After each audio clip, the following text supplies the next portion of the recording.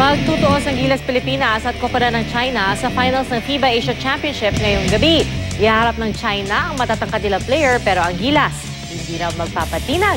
Makita-mat muna tayo kay Mark Zambrano. Balik FIBA Asia Championship ang Gilas Pilipinas.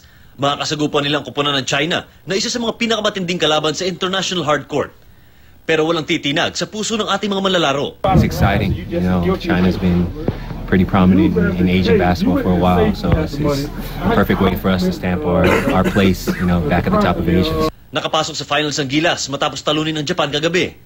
Dikit ang laban sa mga unang quarter, pero sa fourth quarter, natikman ang bagsik ng Gilas. Kabilang sa mga pumuntos para mailayong lamang ay ang mga veteranong sina Dondon Ontiveros at Randy Del De Ocampo.